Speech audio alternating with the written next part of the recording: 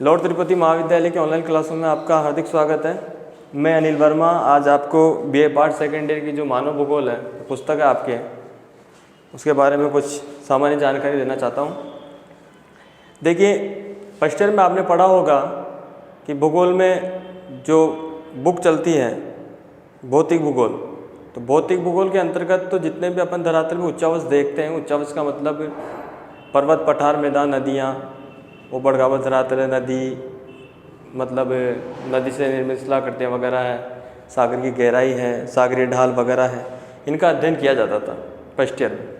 ठीक है, यानी भूगोल की सामान्य परिभाषा में आपको बता देता हूँ। भूगोल का मतलब होता है कि वह विज्ञान या वह शास्त्र जिसके अंदर पृथ्वी यानी संपूर्ण पृथ्वी का अध्ययन किया जाता है, यानी वह विज्ञान या वह विषय जिसके अंतर्गत पृथ्वी से संबंधित अध्ययन होता है या पृथ्वी की व्याख्या की जाती है। अब पृथ्वी की व्याख्या में क्या क्या चीज़ें होती है, जिसमें आपके स्थलमंडल, जलमंडल, वायुमंडल सब होता है, जो पृथ्वी के आसपास भी स्थित है, पृथ्वी से जुड़े हुए तत्व भी होते हैं, उनका अध्ययन किया जाता है आपका भूगोल। अब भूगोल की दो शाखाएं थी आपकी, एक तो भौतिक भूगोल और एक आपके मानव भूगोल। तो भौतिक भूगोल में तो वही पृथ्वी से रिलेटेड जो भी चीज़ें हैं, जो आपको बताया मैंने, पर्वत, पठार, मैदान है, उसका पृथ्वी के चारों तरफ जो वायुमंडल है, ठीक है, वायुमंडल की परतें हैं, समुद्री विज्ञान है, खगोलीय, भूगणितीय है, इन सब का अध्ययन होता है भौतिक भूगोल में। और एक था आपका मानव भूगोल। तो मानव भूगोल आपकी बीए पार्ट सेकेंड ईयर की बुक है। अब मानव भूगोल नाम से स्पष्ट हो रहा है, जिसमें यानी वह भूगोल जिसमें मानव केंद्रित है। ठीक है, वह भूगोल जिसमें मानव केंद्रित है। तो मानव भूगोल की सामान्य परिभाषा ये होती है कि वह भूगोल जिसके अंतर्गत मानव प्लस मानव के साथ जो पर्यावरण जुड़ा हुआ है उसका अध्ययन होता है, यानी वह भूगोल जिसमें मानव और पर्यावरण का सम्मिलित रूप से अध्ययन किया जाता है, वही आपके मानव भूगोल कहलाता है। ठीक है, अब सामान्य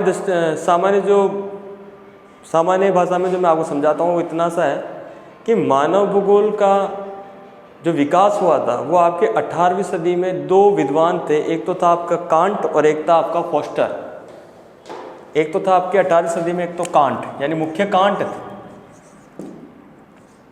कांट और फास्टर या फोस्टर। ये है आपके 18वीं सदी के दो महान भूगोलवेत्ता जिसने मानव भूगोल के बारे में थोड़ा सा अध्ययन किया था। ठीक है, और 19वीं शताब्दी में एक भूगोलवेत्ता थे जो जर्मनी के रहने वाले थे और इनका नाम था आपके रेटजेल महोदय। क्या नाम था इनका? रेटजेल महोदय, जो जर्मनी के रहने वाले थे। इन्होंने एक बुक लिखी थी एंथ्रोपोजियोग्राफी।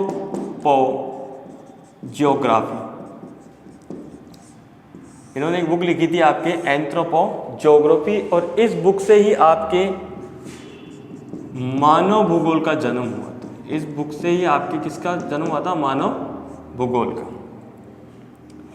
ठीक है, आपके मानव भूगोल का इसका जन्म हुआ था 19वीं शताब्दी में।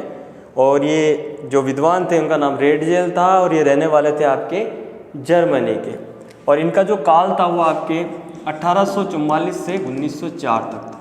इनका जो कार्यकाल था ये था आपके 1844 से 1904। मानव भूगोल, एंथ्रोपोजियोग्राफी से मानव भूगोल का जन्म हुआ। इसीलिए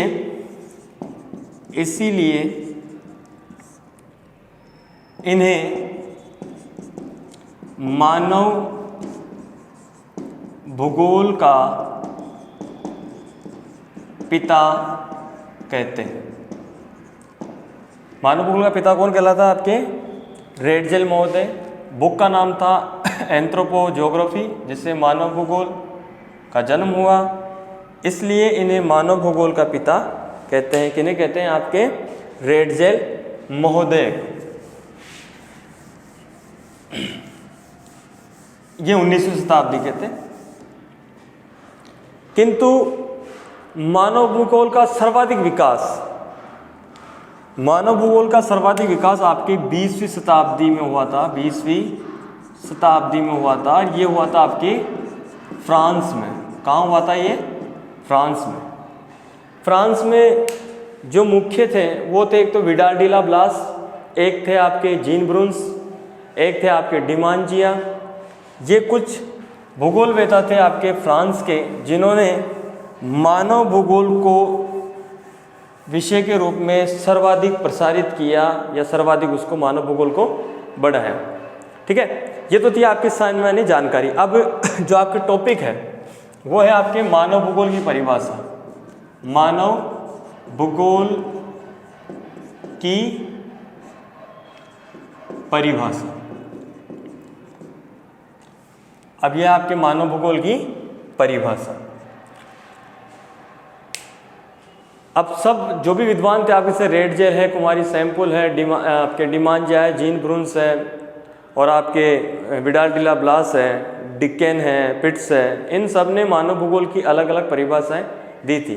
परिभाषाएं सबने अलग अलग दी थी, लेकिन इनका सबका जो एक ही मत है कि वह भूगोल जिसमें मानव और पर्यावरण दोनों का सम्मिलित अध्ययन किया जाता है उसे ही मानव भूगोल कहा जाता है।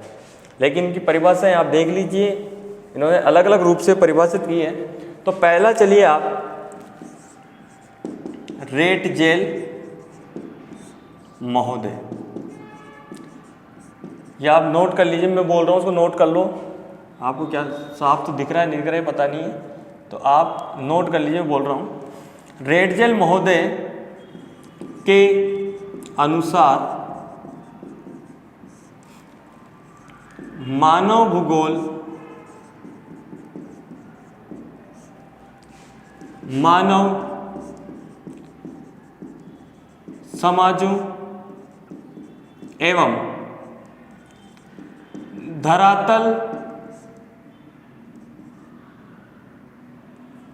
एवं धरातल के बीच पाए जाने वाले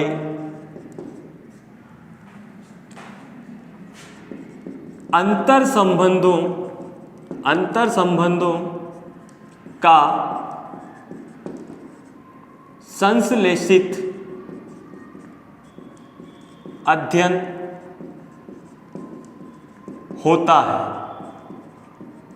तो रेडजेल महोदय ने परिभाषा दी, यानी उनके अनुसार मानव भूगोल मानव समाजों एवं धरातल के बीच पाए जाने वाले अंतर संबंधों का संश्लेषित अध्ययन होता है। ठीक है, ये परिभाषा थी आपके रेडजेल महोदय ने, इन्होंने मानव भूगोल ये परिभाषा दी। इन्होंने पार्थिव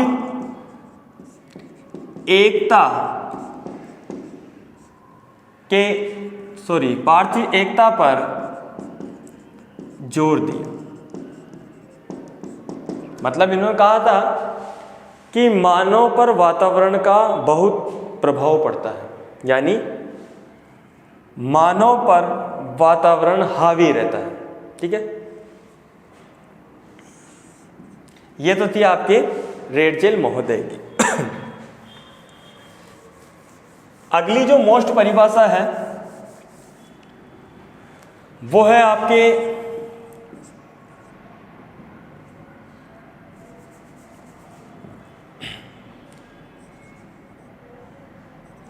चर्चिल सैम्पुल की। ठीक है, अगली जो परिभाषा है सैम्पुल, ये रहने वाली थी आपके अमेरिका की। कहाँ की रहने वाली थी ये? अमेरिका की थी। और ये रेडजेल महोदय की शिष्या थी। किसकी शिष्या थी ये? आपके रेडजेल महोदय की ये शिष्या थी कुमारी चर्चिल सैम्पुल। इनका पूरा जो नाम है कुमारी चर्चिल एलन सैम्पुल, ये इनका पूरा नाम था। तो आप इतना याद रख लीजिए, सैम्पुल या चर्चिल सैम्पुल, ये अमेरिका थी। के अनुसार मानव भूगोल चंचल मानव, मतलब क्रियाशील मानव। चंचल मानव का मतलब यानी क्रियाशील मानव एवं अस्थिर ऑब्लिक अस्थायी पृथ्वी के बीच पाए जाने वाले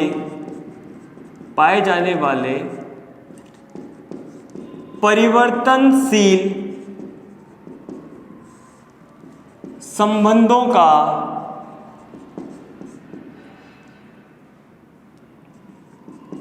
अध्ययन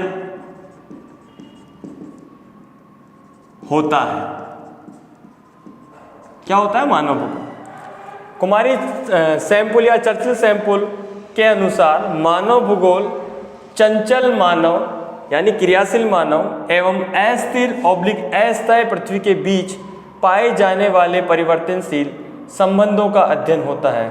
अस्थिर और अस्थायी का मतलब है यानी पृथ्वी, आपको पता है अपने ग्लोब पे या अपनी धुरी पे घूमती रहती है, यानी वो एक जगह स्थिर नहीं रहती, वह घूमती रहती है। मतलब पश्चिम से पूर्व की दिशा में ये घूमती रहती है, स्थायी नहीं रहती यानी अस्थिर रहती। और इस पर जो रहते हैं आपके मानव, और मानव है आपके चंचल। चंचल का मतलब होता है यहाँ पे क्रियाशील मानव, यानी अस्थायी यानी घूमती हुई पृथ्वी पे मानव कौन कौन सी क्रियाएं करता है।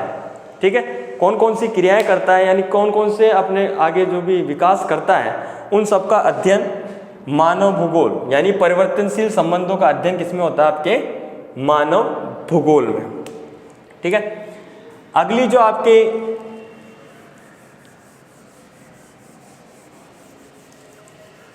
परिभाषा दी थी वो तीसरे थे आपके मुख्य, वो थे आपके विडाल डीला ब्लास। अगला था ये थे आपके फ्रांस के, यानी 18वीं सदी में मानव भूगोल का विकास हुआ, इतना नहीं हुआ, शुरुआत ही हुई थी। 19वीं सदी में मानव भूगोल का जन्म जो दिया, मानव भूगोल को जन्म दिया वो तो आपके रेडजेल महोदय ने, जिसने एंथ्रोपोजोग्राफी लिखी इन्होंने, और जिससे मानव भूगोल का जन्म हुआ।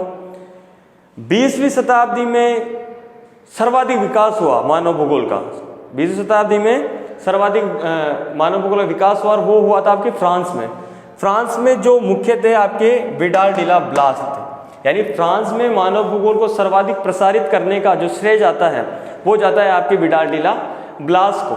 इसलिए फ्रांस के संदर्भ में ब्लास को मानव भूगोल का जन्मदाता कहते हैं। यानी पूरी मानव भूगोल के संदर्भ में अगर पूछे कि मानव भूगोल का पिता कौन है तो वो है आपके रेडजेल महोदय। और अगर क्वेश्चन आता है कि आप फ्रांस में मानव भूगोल का पिता कौन है तो वो है आपके विडाल डीला ब्लास। तो विडाल डीला ब्लास के अंतर्गत परिभाषा थी के अनुसार मानव भूगोल पृथ्वी को नियंत्रित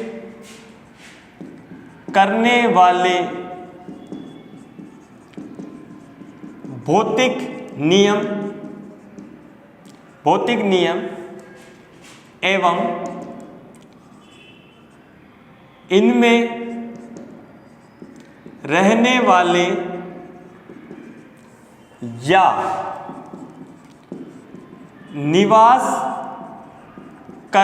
वाले जीवों के मध्य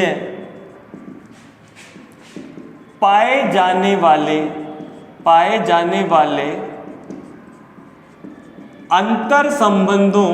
अंतर संबंधों का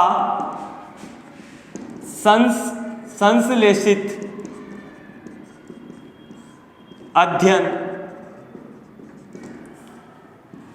मानव भूगोल है।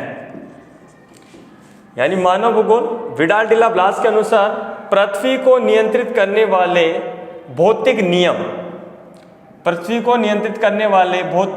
नियम एवं इनमें रहने वाले या निवास करने वाले जीवों के मध्य पाए जाने वाले अंतर संबंधों का संश्लेषित अध्ययन मानव भूगोल है या मानव भूगोल होता है। ये था आपके विडाल डीला ब्लास के अनुसार।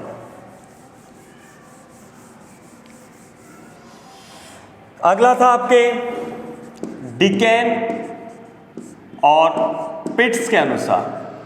डिकेन और पिट्स के अनुसार मानव भूगोल में मानव एवं उनके कार्यों को शामिल किया जाता है या मानव एवं मानव निर्मित कार्यों का अध्ययन किया जाता है। ये दो परिभाषाएं मैंने घुमा के लिख दी थोड़ा सा, पर ये समझ में नहीं आया तो ये कर लेना। डिकेन और पिट्स के अनुसार मानव भूगोल में मानव एवं उनके कार्यों को शामिल किया जाता है या तो ये याद कर लो, या मानव एवं मानव निर्मित कार्यों का अध्ययन किया जाता है, वो कहलाती है आपके मानव भूगोल। अगला है आपके जीन्स ब्रुन्स के अनुसार। ये भी आपके फ्रांस के थे, ये विडाल डी ला ब्लास के शिष्य थे आपके जीन ब्रुन्स के अनुसार मानव भूगोल के अंतर्गत मानव द्वारा या मानवीय क्रियाकलापों या ओब्लिक क्रियाओं, मानवीय क्रियाकलापों या ओब्लिक क्रियाओं से भूसतह पर जो विशिष्ट भूदृश्य निर्मित होते हैं या बनते हैं, वही मानव भूगोल के अध्ययन की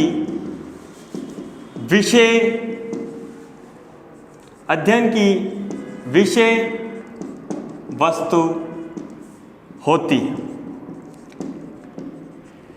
जीन ब्रुन्स के अनुसार मानव भूगोल के अंतर्गत मानव द्वारा या मानवीय क्रियाकलापों या क्रियाओं से भूसतह पर जो विशिष्ट भूदृश्य निर्मित होते हैं या बनते हैं, वही मानव भूगोल के अध्ययन की विषय वस्तु होती है। अगली जो मोस्ट और लास्ट जो आपकी परिभाषा है वो है आपके डिमांजिया की। डिमांजिया के अनुसार मानव समूहों एवं मानव समाजों का अध्ययन उनके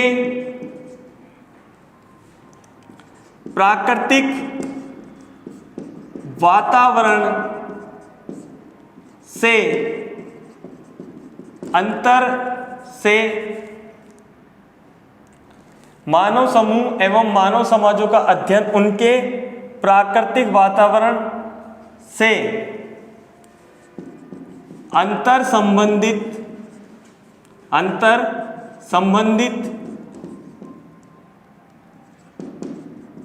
होता है, उसका अध्ययन ही मानव भूगोल में किया जाता है। डिमांजा अनुसार मानव समूह एवं मानव समाजों का अध्ययन उनके प्राकृतिक वातावरण से अंतर संबंधित होता है और उसका अध्ययन ही मानव भूगोल में किया जाता है। तो ये कुछ सामान्य जो जानकारी थी या परिभाषाएं थी मानव भूगोल से संबंधित, वो मैंने आपको बता दी है। और बहुत सी परिभाषाएं जो आप कभी क्लासें आपकी चालू होगी, आप बुकों में पढ़ोगे, तो ये कुछ मोस्ट जो परिभाषाएं थी मैंने बता दी, और आगे जो आपके चैप्टर वो आगे वीडियो में पढ़ाए जाएंगे। धन्यवाद।